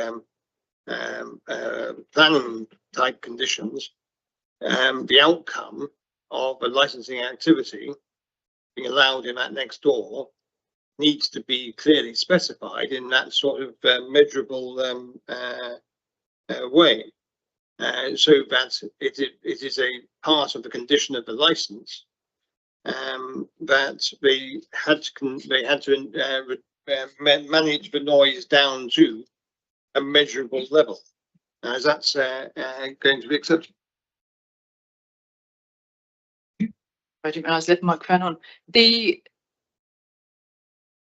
Obviously, I'm not an environmental health professional, so I cannot speak on their behalf, but my experience is that they do not put or request conditions on decibel levels unless absolutely necessary, because what they try and have is a balanced view, and each case is on its own merit. So what I was going to also refer to, members, is that in our own policy under section C, we've set out as an authority the types of things that would be considered in terms of balancing the needs for public nuisance. And so that's an area that, and obviously you'll have your legal advisor with you in Canberra to determine whether or not any conditions you might think are appropriate, whether that is lawful and enforceable. The role you have today is obviously ensuring that balance, because we are dealing with permissive legislation. And what you have to obviously balance is the interest of those people wishing to provide and enjoy licensed activity and those who might be affected by those provisions. And that's where we've set out some pointers which will hopefully help you when you're making your decision on how we as an authority, it doesn't cover everything, but it gives give a good understanding, or certainly pointers for you to consider if you are considering additional conditions. Excuse me. I can give you an example of some, that's fine. Bear with me. So under section C, sorry, this doesn't seem to scroll very well. So for example, so it says with all applications, a balance of interest will be considered to allow licensable activities where possible, whilst preventing a public nuisance within the local community. Stricter conditions with regard to noise control will be expected in some circumstances. This includes areas of the district which have a denser residential accommodation, areas of the district that have low levels of background noise, such as within the South Downs National Park, licensed activities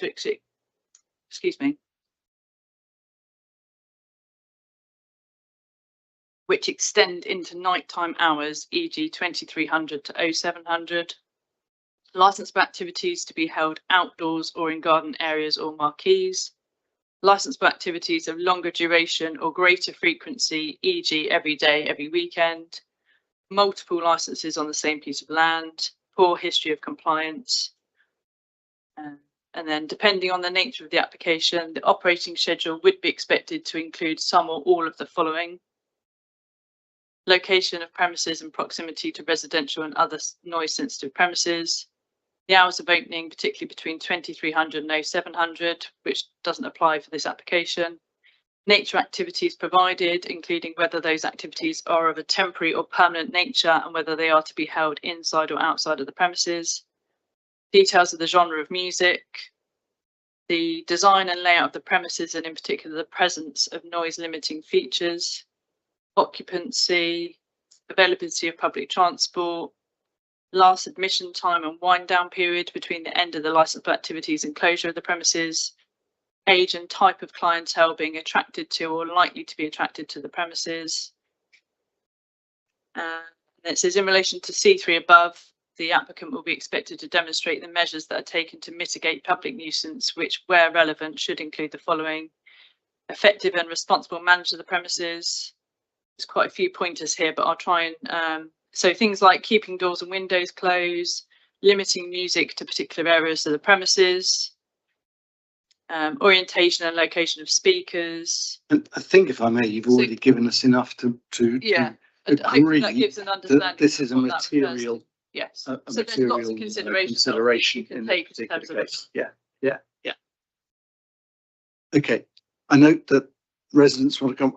One of you, exceptionally, very quickly, please make a point.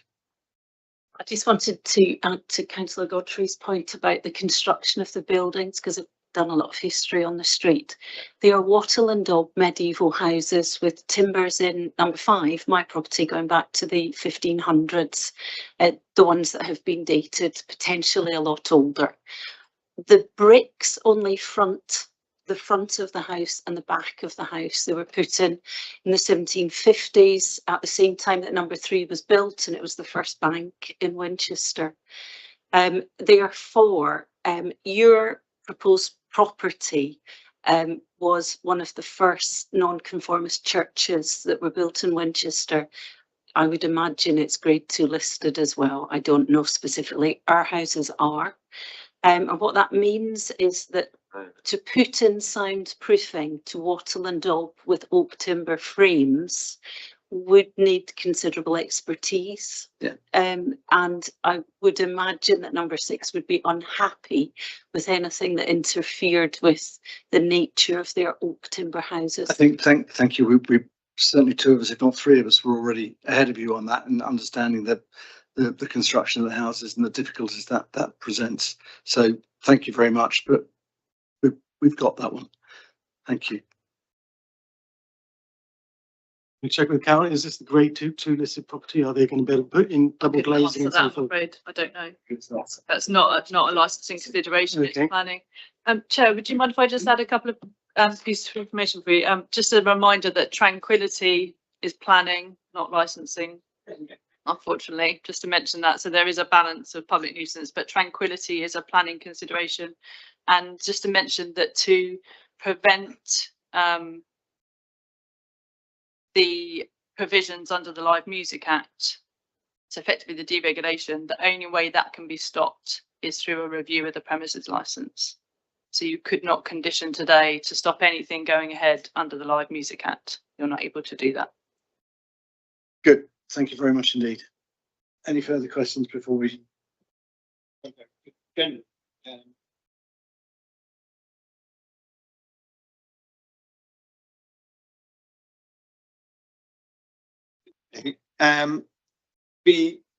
The other establishments in immediate vicinity, what are the opening hours for off and on sales of those? So quite a few, but the main ones. We can find that out for you. What would it be useful for me to try, if we can try and would you like us to mention it now so you can read it out in front of the committee, or would you like us to email it to your legal advisor so that you have it when you're making consideration? It would just take a couple of minutes, that's all, to try and find it. I think it'd be useful just to know where the Old Vine, the Tesco's on the High Street, which is the other side, and the perhaps the Eclipse. I've mentioned that before. There are several licensed premises on that sort of corner. What we can do is if we the Old Vine, 3 Joes is the other side of the Old Vine. Those would be helpful if we have. If I could interrupt, I looked this up yesterday. The Old Vine is 11 AM to 11 PM. So it's standard hours. Yeah, I think. 3 Joes is 9 PM, Orangery is 9 PM. Handwriting Lightning Squid is 10 PM or 10:30 PM, depending on the day.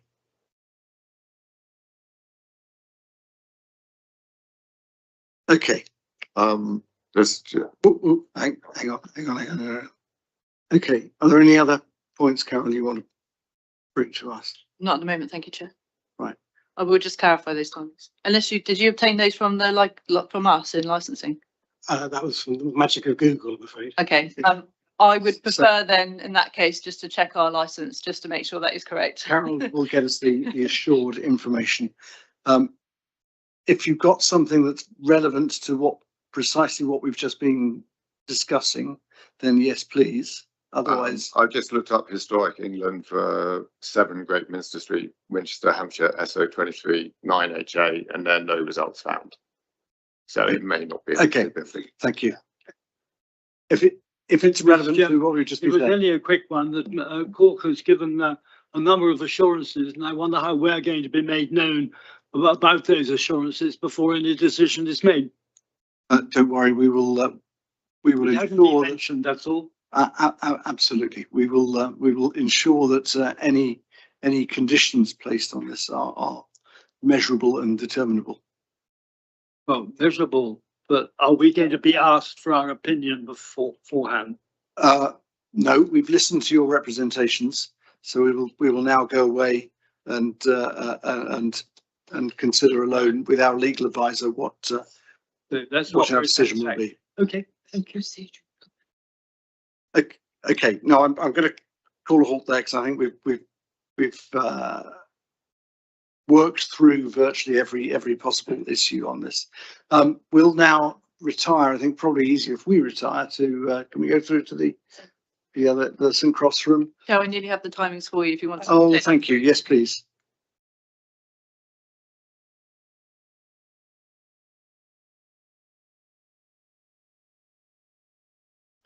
So the Old Vine, they also have other licensed activities, so they have regulated entertainment as well. The supply of alcohol, Monday to Sunday, 1000 hours to 0030. Christmas Day, 1200 to 1500, and then 1900 to 2230. And New Year's Eve, 1000 hours to 0100 on the 2nd of January. They also do have a condition that allows them to extend those hours up to 30 occasions per year at their discretion. And a separate condition that allows them on bank holidays effectively and publicly declared holidays to have an extension. That's for the Old Vine. And Three Joes, Sunday to supply of alcohol, Sunday to Thursday, 1000 hours until midnight. Friday and Saturday, 1000 hours until 0100 the next day. And New Year's Eve from 1000 hours until 0200 the next day. And if it's useful, both of them also do have the supply of alcohol for consumption on and off the premises. Okay, we will now retire with our legal advisor and see what our decision will be.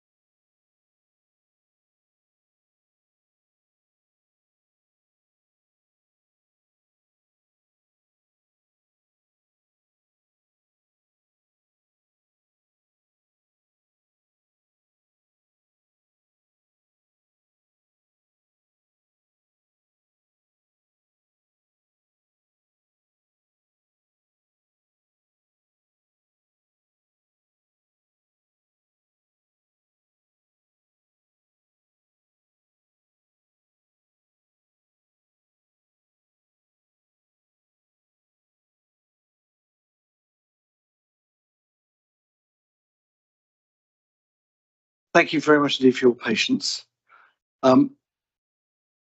Just before Laura runs through the advice that she's given us, I would just like to thank all the representations, all the residents for their representations this morning. I think we are all, three of us, more than a little frustrated that there was no input to the process from environmental health or from planning. And therefore, as you'll hear from our legal advisor, we are very constrained in what we can and can't consider in making our decision. I think it would have been useful if environmental health and planning had either attended or at least given us clear guidance of their own views. But we will take that away and make sure that is that those two departments are apprised of that. Laura, over to you. Thank you, Chair. It's my position to advise an open session, or to tell you in open session what advice was given to the committee when I retired with them. I always set out the fact that conditions relating to any premises must be geared towards the type, location and characteristics of the actual premises and the activities taking place. I also reminded the committee of a relatively new provision that's a part of statutory guidance, which we call the 182 guidance, section 182 guidance, that there is provision in paragraph 1.18 of the guidance that follows paragraph 1.16 related conditions that refers licensing committees to be mindful that the ethos of the legislation includes promoting growth and delivering economic benefit. So I think, as you heard earlier from the licensing officer, the legislation, the Licensing Act, is permissive. So that means that the starting point is that that a business should be allowed to, new business should be allowed to trade, unless there are reasons that cannot happen. I have advised the committee that it is difficult for them to, without any environmental health impact or input rather, and not knowing, because this business has not been trading, it's difficult in relation to insulation levels, which we discussed. That was before the residents had mentioned about insufficient insulation. That's not something that the committee can unfortunately deal with, because that is an environmental health specialism, and responsible authorities are experts in their field. There are provisions, and I did mention this to members, that under the permissive legislation, the ethos is that businesses should be allowed to trade, and there are mechanisms built into the Licensing Act, namely review hearings if things go wrong, and an interested party or a responsible authority can bring a matter back to the licensing subcommittee. And there, I think, again, as you heard during the open session, there are provisions under the Environmental Protection Act regarding statutory nuisance if there are individual problems in relation to that, into any particular noise issues. And again, that's a statutory set provisions applied to that particular remit. So with that in mind, the committee discussed conditions, and general advice was given about enforceability, along the lines of, as I've indicated, conditions being appropriate and proportionate and justified, and also being capable of being met. I think it's fair to say the committee were mindful that the applicant had offered the benefit of, mindful of the interests of residents, and working with them to resolve problems. And obviously the committee are hopeful that that will play out. and has also offered to consider any acoustic attenuation measures. So that is very much in the hands of the applicant. I think that was probably a fair summary, Chair, of matters that were pertinent to my input. You just want to run, excuse me, do you want to run through the revised conditions? Yeah. Read them out. So with that in mind, and bearing in mind the time, I will read out the decision that the committee has come to, and this will be summary form only, so the precise wording will be likely to be subject to slight amendment on the basis of as I say, speed and interest that people have been sent here since 10 o'clock, and that might that written decision will stand as the decision of the licensing subcommittee today. So the license is granted with amendments and restrictions. So for the purpose of the licensing hours, the committee have resolved that for Mondays to Thursdays, the off license can run from 10 AM to 2100 hours, Monday to Thursday, and on sales between 12 and 2100. I think that's correct, yeah. For Fridays and Saturdays, off sales between 10 AM and 2300 hours, and on sales 12 noon till 2300 hours. That's Friday and Saturday, and Sunday the mornings same, 10 for off sales, 12 for on sales, and to 2100 hours. Additionally, members would have resolved that any deliveries and refuse collection must be made from the direction of the square to the premises. I think that's it, Chair. Thank you. Thank you, Laura. I think also we would we welcome the applicant's intention to ensure that the outdoor area, if that's granted, is non-smoking, and also that you would be looking at a reasonable level of sound insulation to protect certainly number 6, where the effect will of course mostly be felt. I'm sure you're now well aware that you will have at least 4 close neighbours who will be keenly watching progress at number 7.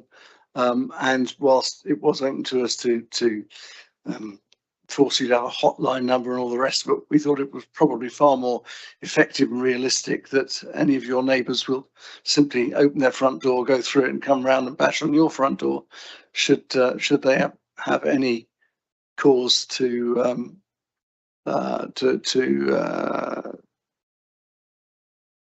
any cause to moan about the activities that are going on there at all. That said, clearly a new commercial venture in the centre of Winchester, for the sake of economic growth and so on, has to be welcomed, and we're also mindful of that in granting the application. So thank you very much. Thank you to everybody who's attended this morning. Is there anything more we need formally to say? Just there are appeal rights which should be notified in the appeal, the written summary. Decision. Yes, within 21 days of that decision. Okay. Thank you. Other than that, thank you very much, everybody. That's this morning's business closed.